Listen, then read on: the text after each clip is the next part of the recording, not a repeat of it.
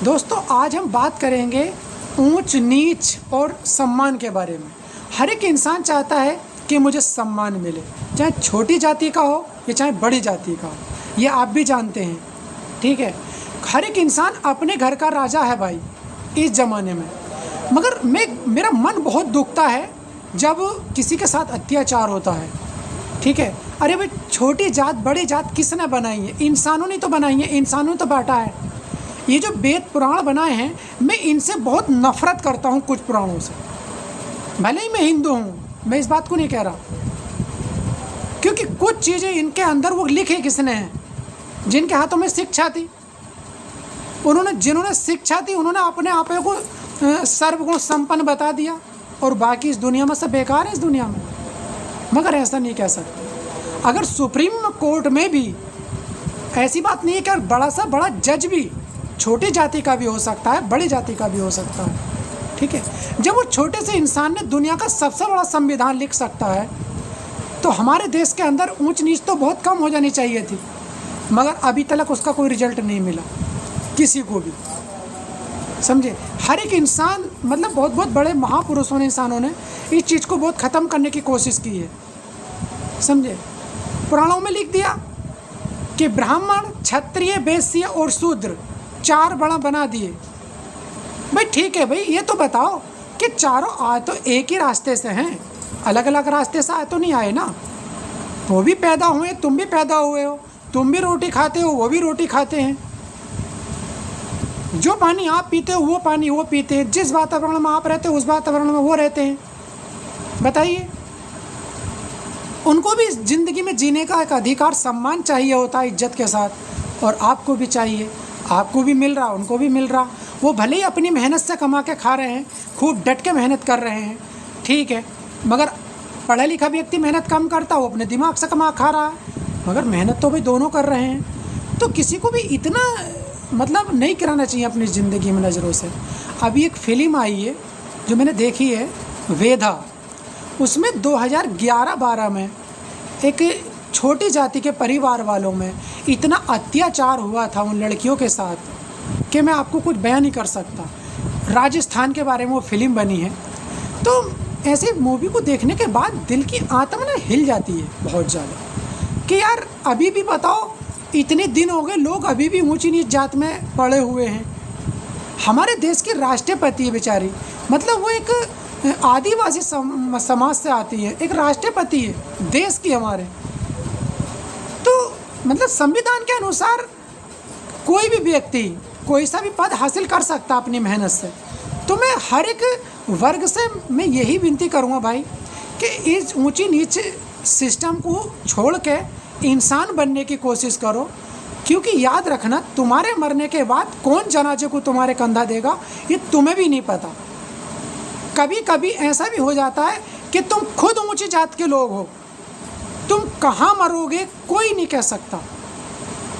कभी कभी किसी को अपने घर वालों का कंधा महसूस नहीं होता, कभी कभी।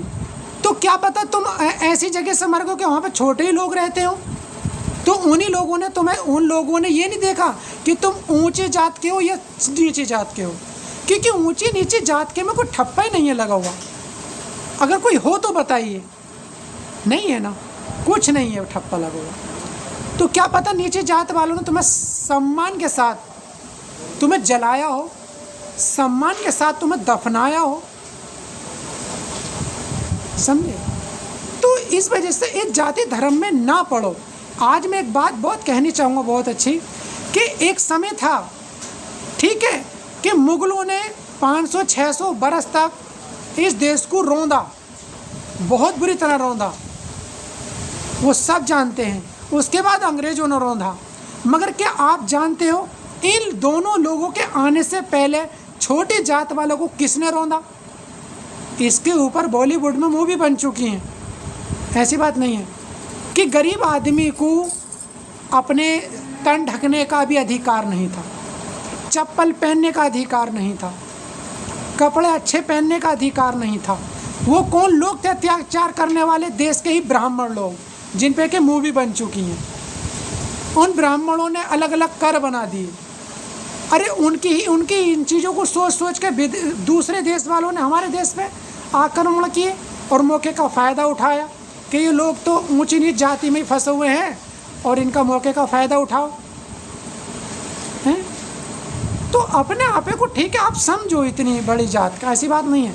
मैं ऐसी सी जगह रहा हूँ, मैंने देखा अपनी बहुत करीबी से कि आज के ब्राह्मण मैं आपको दिखा दूंगा अपनी ज़िंदगी में कि शराब पीते हैं, दारू खूब पीते हैं, मीट मछली खाते हैं। वो ब्राह्मण पंडित होने के बाद मांगने के लिए जा रहे हैं, सुबह पौवा मार के जा रहे हैं।